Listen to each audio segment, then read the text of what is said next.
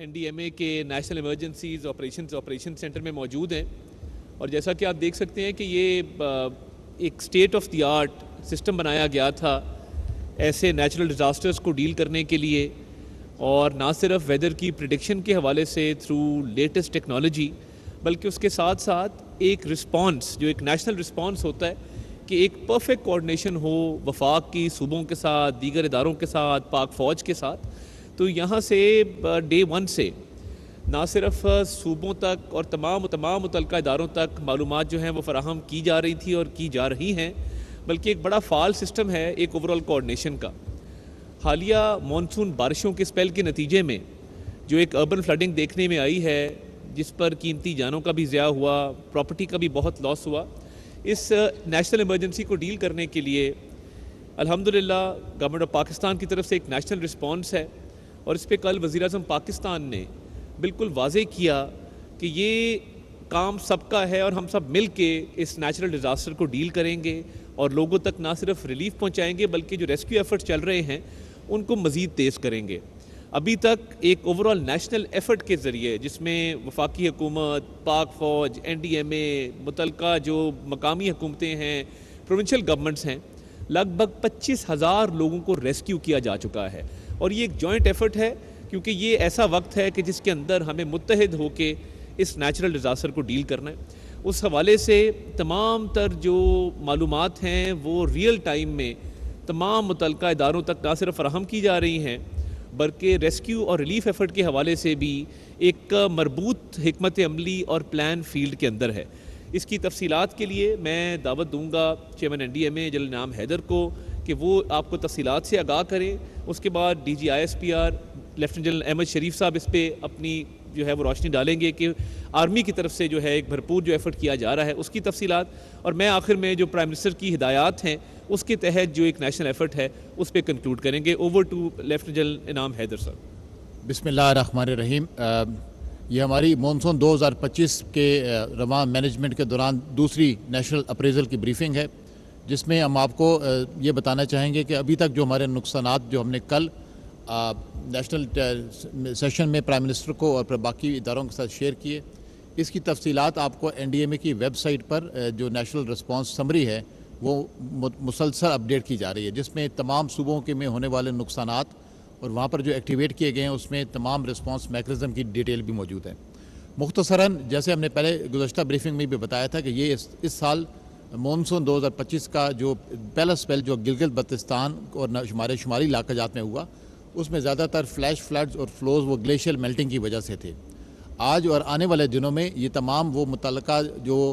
Vertical flows کی ہم نے کل بات کی تھی، جس میں ہم نے کہا تھا یہ وہ بارش سے ہونے والے کلاؤڈ بسٹ اور وہ نقصانات ہیں جو اس کے بارشوں کے بعد ہیل ٹورنٹس اور لوکلائزڈ اربن اننڈیشنز کی وجہ سے زیادہ ہونے کا خدشہ موجود ہے۔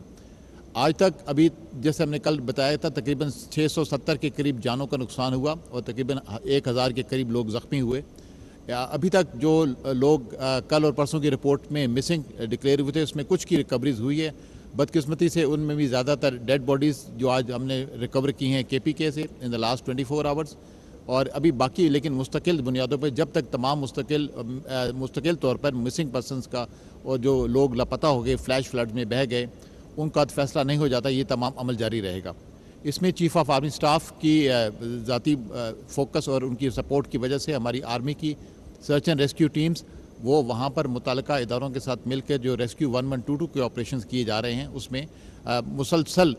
اس بات کو یقینی بنایا جا رہا ہے کہ جہاں تک ممکن ہو اپنی سرچ کے دائرے کو اپنی ریسکیو کے دائرے کو بڑھایا جائے۔ گزشتہ جیسے آپ کو بتایا گیا تقریباً 3-4 دنوں میں 17 سے لے کر آج تک 25,000 سے زیادہ لوگوں کو ان تمام اداروں نے مل کر ایک جوائنٹ ایفرٹ کے ذریعے ریسکیو بھی کیا ہے، اور ان تمام لوگوں کو بازیاب کرانے کے بعد ان میں جو لوگ زخمی تھے ان کو متعلقہ ہسپتالوں میں اور آرمی کی اور ملٹری فارمیشنز کی جو لوکل ایریا کے ہسپتال تھے اس میں ان کو شفٹ کر دیا گیا، اور جہاں پر ان کا علاج مسلسل بہتر سے بہترین طریقے سے کیا جا رہا ہے۔ آنے والے دنوں میں ہم نے جیسے ابھی ہماری ٹیکنیکل ٹیم نے اس کو کنٹینیوسلی مانیٹر کیا ہے، جیسے ہم نے پہلے بتایا تھا کہ یہ 7واں سپیل 23 اگست تک انشاءاللہ تھوڑا سا ٹیپر آف ہوگا، اس کے بعد ہم اس اگست کے آخری ہفتے میں ایک اور سپیل کو اینٹیسپیٹ کر رہے ہیں جو آگے آنے والے دنوں میں شمالی پنجاب، زیریں KPK اور گلگت بلتستان کے کچھ علاقوں میں متوقع ہے، جس کی ڈیٹیل ہم گائے بگائے اپنے موبائل اپلیکیشن جو NDMA پاک ڈیزاسٹر الرٹ کے نام سے it is available for all Android and other iPhone users, اس پر مسلسل یہ انفارمیشنز اپلوڈ کی جا رہی ہیں۔ ہر روز نیشنل ایمرجنسیز آپریشن سینٹر میں تمام PDMAs اور متعلقہ اداروں کے ساتھ مسلسل ڈیلی کوآرڈینیشن کانفرنس میں یہ ڈیٹیلز اور آنے والے دنوں میں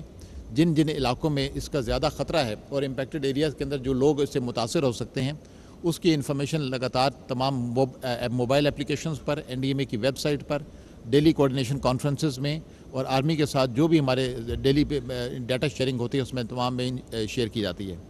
ابھی تک ہماری اس ایفرٹ میں پرائم منسٹر نے کل سے ایک جو راشن پیکیج کا اعلان کیا تھا، ان تمام علاقوں میں خاص طور پہ وہ 5 ضلع جو زیادہ متاثر ہوئے گزشتہ کلاؤڈ برسٹ میں، جس میں سوابی، بنیر، مالاکنڈ،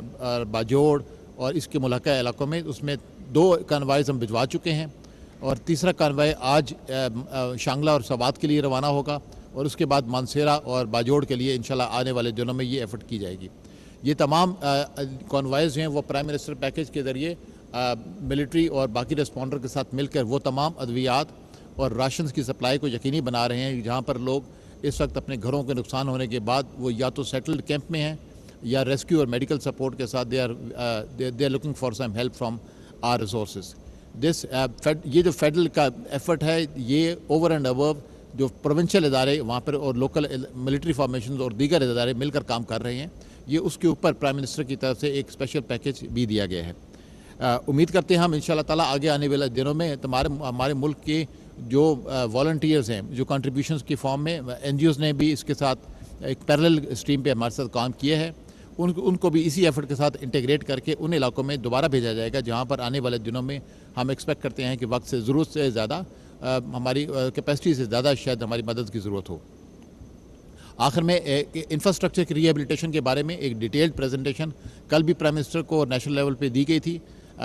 شمالی علاقہ جات میں خاص طور پہ گلگت بلتستان میں اور KPK میں جہاں پر یہ تمام قومی شاہراہیں جو اس وقت لینڈ سلائڈ کی وجہ سے یا فلیش فلڈز اور ڈیبرس فلو کی وجہ سے کٹ گئی تھیں یا متاثر ہوئی تھیں، ان تمام کے اوپر منسٹری آف کمیونیکیشن اور نیشنل ہائی وے اتھارٹیز کے متعلقہ عملہ آرمی کے اداروں فرنٹیئر ورکس آرگنائزیشن کے ساتھ مل کر ان تمام علاقوں میں فی الحال تمام سلائڈز کو کلیئر کرنے میں تقریباً 50% زیادہ کام مکمل کر لیا گیا ہے۔ ہم امید کرتے ہیں کہ انشاءاللہ تعالیٰ اس اسپیل کے آخر تک یعنی 22 اور 23 اگست تک ان تمام علاقوں کو تک ہماری رسائی کو دوبارہ سے ریسٹور کر لیا جائے گا، جس کے بعد ایک مکمل سروے ہے جو گھروں کا نقصان کا اور پبلک انفراسٹرکچر کے نقصان کا تخمینہ لگانے کے لیے ایک شروع کیا گیا ہے۔ وہ بھی انشاءاللہ تعالیٰ اس مونسون کے آخری ہفتے میں جب ہم سپٹمبر کی 10 اور 12 تاریخ سپٹمبر کو ڈکلیئر کریں گے اور یہ سروے انشاءاللہ تعالیٰ پھر ایک مکمل رپورٹ کے ساتھ نیشنل اپروول کے لیے پیش کر دیا جائے گا۔ ہم ایک بار پھر اپنی مسلح افواج کا شکریہ ادا کرتے ہیں، اپنی عوام کا شکریہ ادا کرتے ہیں جنہوں نے اس مشکل گھڑی میں ہمارے آفت زدہ علاقوں میں ایک نیشنل رسپانس کے اندر اپنا حصہ ڈالا، اور آگے بھی انشاءاللہ تعالیٰ ہم مل کر اپنے متاثرہ لوگوں کو، اپنے بہن بھائیوں کی مدد کے لیے ان کی